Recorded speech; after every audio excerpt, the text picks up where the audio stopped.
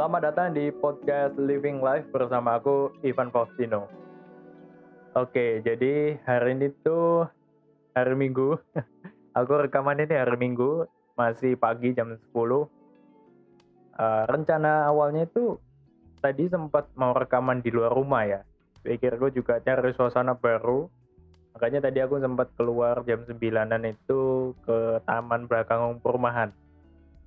Dan setelah coba buat rekaman di taman, akhirnya aku mutusin buat kembali lagi pulang ke rumah dan rekaman kayak biasa di kamar nih.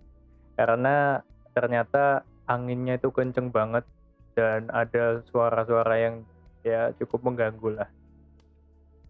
Kenapa kok aku pengen rekaman di luar tadi? Pengennya itu cari suasana alam biar nyantai gitu kan.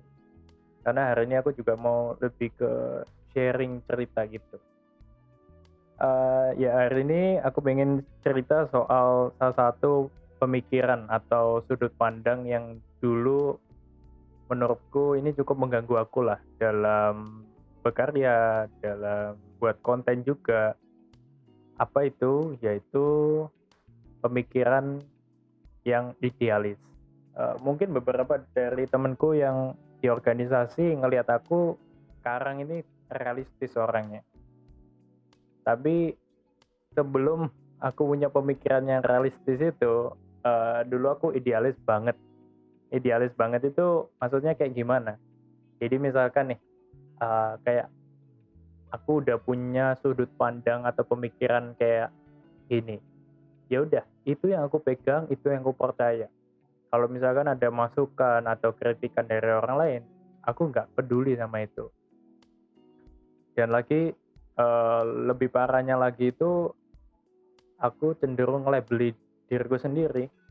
Misalkan, kayak aku tuh orangnya introvert, aku tuh orangnya pendiam, otomatis aku nggak mau nerima pekerjaan yang berhubungan dengan public speaking atau pekerjaan yang mengharuskan aku tampil di depan layar. Nah, ini sempat menghambat aku ya, karena kasarannya, ya udah kalau gue udah gini, gini aja, gue nggak mau berubah gitu. Karena mungkin udah ngerasa aman dan nyaman dengan keadaan itu. Sampai akhirnya tahun lalu itu ketika pandemi itu lebih nyadarin lagi sih, nyadarin kalau misalkan, eee, kita harus beradaptasi dengan perubahan-perubahan yang ada. Bahkan bukan cuma beradaptasi, kita harus terbiasa dengan perubahan itu. Kebetulan aku juga jurusan marketing, jadi, anak marketing itu juga harus update kan. Update dengan keadaan sekitar, update dengan berita-berita yang ada, dan kita juga harus tahu gimana perilaku orang sekarang itu gimana. Nah, ada satu hal menarik yang aku lihat juga, dan mungkin teman-teman ada yang sudah sadar juga ya, gimana kalau kita sekarang mengkonsumsi konten itu, kita cenderung mengkonsumsi konten yang durasinya singkat-singkat.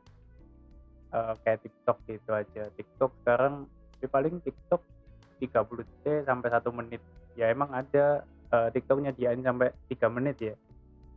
Tapi, eee, itu yang orang-orang sekarang konsumsi, konten-konten yang singkat, yang mungkin minimalis gitu ya. Aku nggak tahu nyebutnya apa. Karena itu juga diikuti akhirnya Instagram juga ngeluarin fitur baru, kemarin itu sempat ngeluarin Instagram Reel. YouTube bahkan sekarang juga udah ngeluarin YouTube Short. YouTube juga udah ngumumin kalau dia tuh mau gaji para kreator yang buat video singkat di YouTube Short itu berani digaji berapa ya kemarin itu, kalau nggak salah 143 juta per bulan. Tapi aku lupa mekanismenya kayak gimana. Yang jelas Indonesia jadi salah satu dari 10 negara yang dipilih sama YouTube. Nah, ini kan berarti mereka entah itu TikTok, Instagram, YouTube itu ngelihat perilaku orang udah berubah juga kan, dan mereka juga harus beradaptasi dengan, keadaan sekarang. Nah, itu juga yang aku lakuin, di mana kalau realitasnya udah kayak gini, ya nggak bisa terus punya pemikiran idealis. Karena idealis itu sebenarnya bagus, di mana kita punya prinsip, kita punya dasar, ya itu nggak salah. Tapi di satu sisi, kadang kita juga harus berpikir realistis kan. Berpikir kalau misalkan keadaannya sekarang gini, ya gimana kita harus tetap bisa ngasih value atau nilai yang sama, tapi kita juga harus beradaptasi. Nah ini sebenarnya susah-susah gampang nih. Nah aku ngomongin ini sebenarnya bukan berarti aku udah jago atau aku udah expert gitu ya, enggak. Aku juga masih berproses di sini, tapi yang aku belajar itu, eee, aku belajar buat aware sama diriku sendiri. Karena ketika aku mengenal diriku, ternyata di balik pemikiran idealis itu, di balik kata-kata idealis, ternyata aku tuh ada perasaan takut. Takut gagal, terus ada perasaan juga, gengsi. Gengsi buat coba sesuatu hal yang baru, karena takut diomongi atau takut jadi bahan omongan teman-teman gitu ya.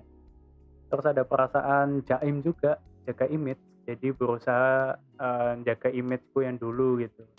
Karena kalau mencoba hal baru gitu kan pasti, eee, kayak gini kan, yang balik tadi sih, takut jadi bahan omongan gitu ya.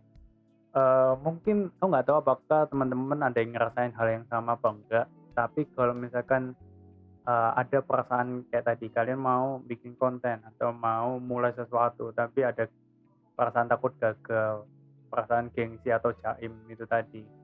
Mungkin,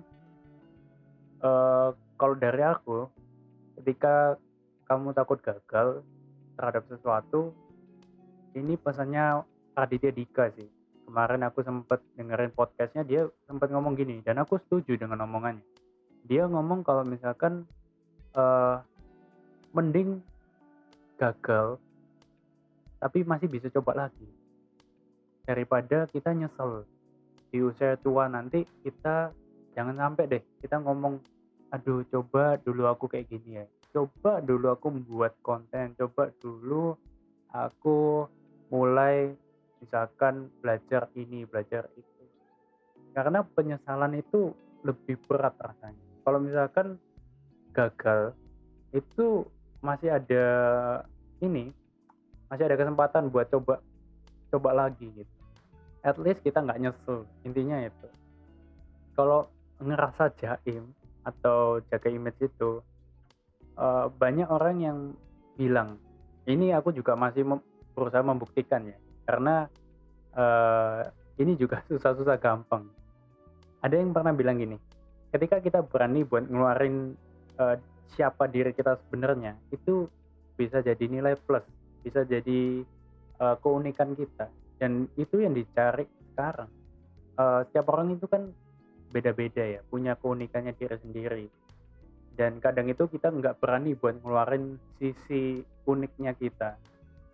Nah itu juga yang jadi challenge atau tantangan tersendiri. Nah terus kalau soal gengsi, nah ini sebenarnya menarik sih kalau soal gengsi ini.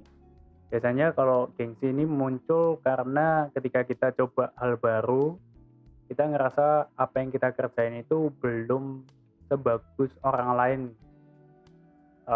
Kadang juga mungkin kita takut apa yang kita kerjain itu jadi bahan omongan. Misalnya kita buat konten gitu ya, terus jadi bahan omongannya teman-teman kita sendiri atau, jadi bahan omongan orang lain gitulah.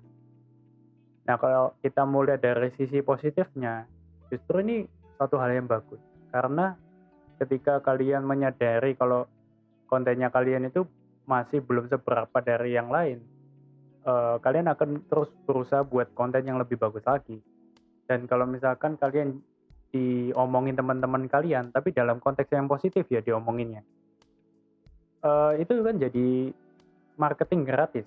Kalau dalam dunia marketing mungkin istilahnya word of mouth. Jadi kontennya kita diomongin nih sama teman-teman kita. Nah itu kan jadi nilai plus sendiri buat kita sebenarnya.